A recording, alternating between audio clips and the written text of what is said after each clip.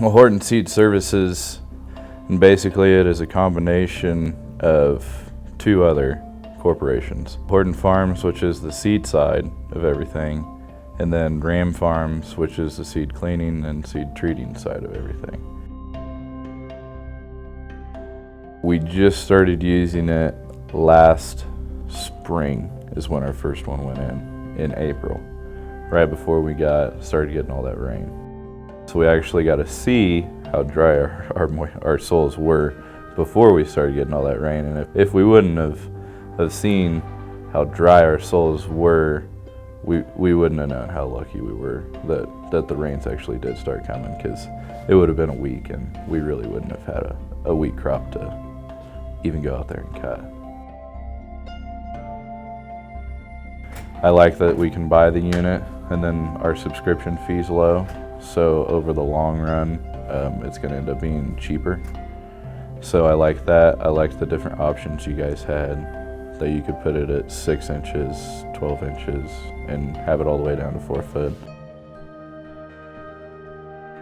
We've used it on both dry land and irrigated. On dry land, we usually just use it in our test plots, so that we have a good track of moisture.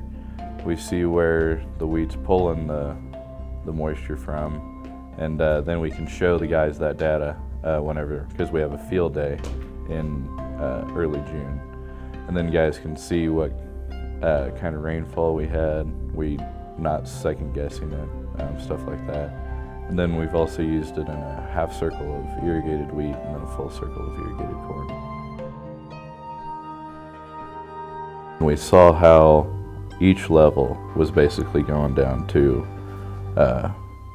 wilting point, complete, no water in the profile. Then once it started raining, we saw how those 1 foot profile filled up. And then we saw how the second profile filled up, and then the moisture would kind of go away, and then we'd start getting more rain, and then even the 3rd foot profile filled up. Just seeing how those profiles filled up and then moving it from that wheat field into our milo field of growing milo after it just got planted, and just seeing how much moisture we did have in the ground. I'd even like to maybe put it on a fallow field and see during an entire summer, just that field sitting with nothing growing on it, how your moisture fluctuates, and maybe putting it on a field of no-till versus a field of conventional till, and just seeing how that works. If I'm out driving around and I'm thinking, oh, I wonder how much foot profile we have in the test plot and on the irrigated, I'll just whip out my phone and look at it and see where we're pulling it from, and then look at the ET data and everything, really. And then I like how I can track also my growth stage too, along with it. That way the profiler works better. But that keeps us on track of where we're at in scouting. Probably just plant available water was my favorite part about it all. Just being able to see that you do have moisture in that 2nd foot or that 1st foot.